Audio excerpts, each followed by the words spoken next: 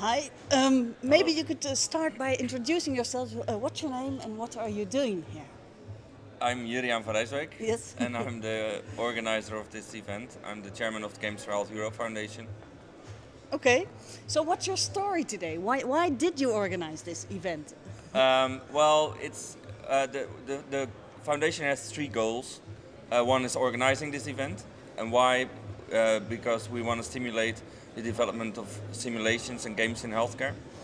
The second is we want people to get acquainted with each other, to meet each other. So we are building a worldwide network of people interested in the development of games in healthcare. And we are building a fund also where we can make investments in the development, for the development of games in healthcare, because banks traditionally don't like game designers and game developers. So therefore we said we are going to arrange the money for you. So yeah, that's a thing that's going on here at the moment as well. Yeah, yes, as we speak. We have talks, of course, Yeah. but there's also plenty of time for people to meet each other. And some people even say networking is more important than the content of the conference, Okay. which I don't think is true, but it's what they say. Okay. Why are games for health important? Well, we are facing a tremendous problem in healthcare, and I would love to say that we are facing a tremendous challenge, and I think it can be solved. What's the problem? The problem is that we are, people become more older every day, so we live longer. Yeah. So we need more doctors, we need more nurses, we need more people to take care of those people. And it costs a tremendous amount of money, and games can do three things. It's more fun, it can make healthcare cheaper and better. But do people want to participate in games? Do people want to use them? Well, you're not asking your doctor, do I want to have this therapy? Uh-huh. Of course, you discuss it with him. But imagine if a therapy is provided in form of game, then you suddenly start liking it. Because a lot of therapies nowadays are boring. Mm-hmm. So if you get a therapy presented by your doctor, which is fun, you'll be more eager to go all the way. Yeah. Are there doctors already who are prescribing games? Yes. Yes? Yes, Yeah. and even in the United States, 2 games are submitted by the FDA, the Food and Drug Administration, and granted as a medicine. So there are medicines on the market in form of a game, and they work better than the prescribed drugs against, for example, schizophrenia Yeah. and ADHD. Really? Yes. Wow. So these games work better than the medicine. So, what more do you want? Yes. What's your favorite example of a game for health? Well, it started for me in 2007 with the game Remission, and that game was randomized clinically trialed. It's a game for children with cancer, and children who play this game recovered faster from their disease than children who didn't play. So I thought, How come? how is that possible? Yeah. Well, they create efficacy, as they call it. So they know it's important to take your drugs every day on a certain time. Uh-huh. So the children who play the game had higher amounts of chemo in their blood than children who didn't play. So that's where it started for me. And then I thought, wow, if that's possible, if we basically can save lives or make people better with games, why not make more of those games? Yeah. So that's how it began. So that's still your favorite? Yeah, because that I think really is a turning point game. It's really a game changer. Yeah. It was really a game changer. Yeah. What is an important trend in games on health?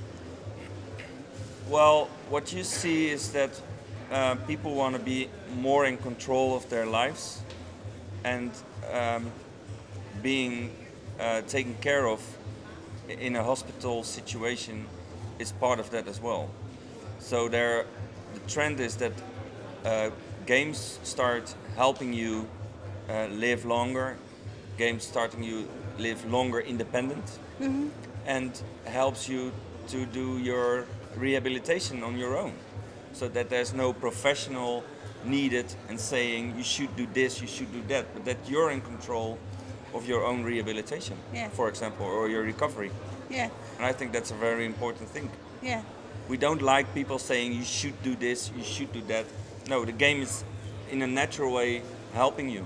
But isn't the person who was telling you before substituted for the game who's telling you? No, it's games are for 4 types used. If you take a look at it from a distance. Yeah.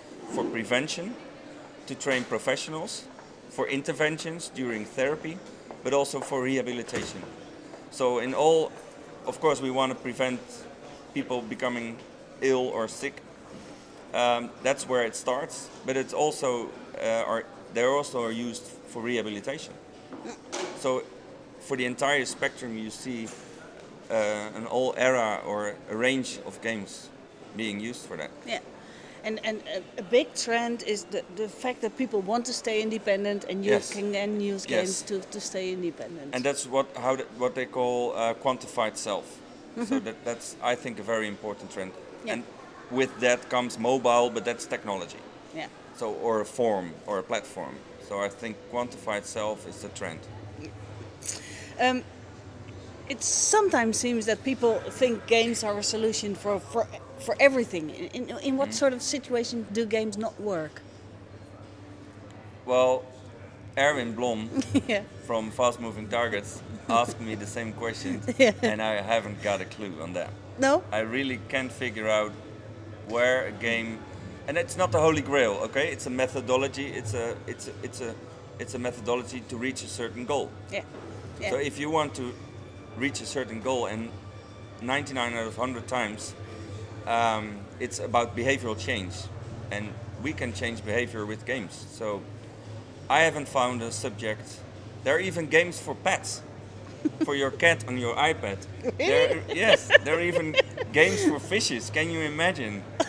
So if it works, so how does that work? So you hold your Yes, and for example, for your cat, there's an iPad. You lay it on the ground, and there come little rats and little fishes, and the cat tries to touch. Yes, really. And it becomes Erwin, happier. Yes, you have the video. I think you will edit it in between. Yeah. What does the world look like in 10 years' time if you look at games for health? I don't have a clue. No? No. It's so hard to predict even 3 years from now. So what the world will look like in 10 years, I haven't got a clue. But do you think it will become bigger? Well, we have it in our system, okay?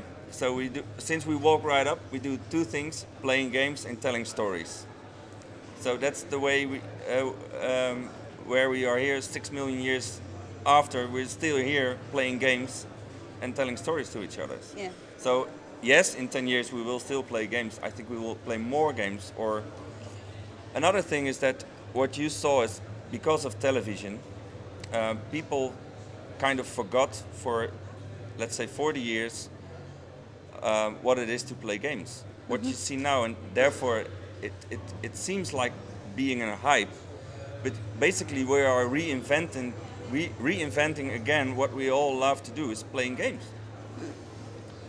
So it's in our system. We have playing genes, as Huizinga wrote a book about that in 1938. He wrote a book about Homo ludens, that we all have it naturally in our system. To play. Yeah. To play, yes. Yeah. You play games all day. You make jokes. You let people guess for certain gestures, or try to come up with new ideas.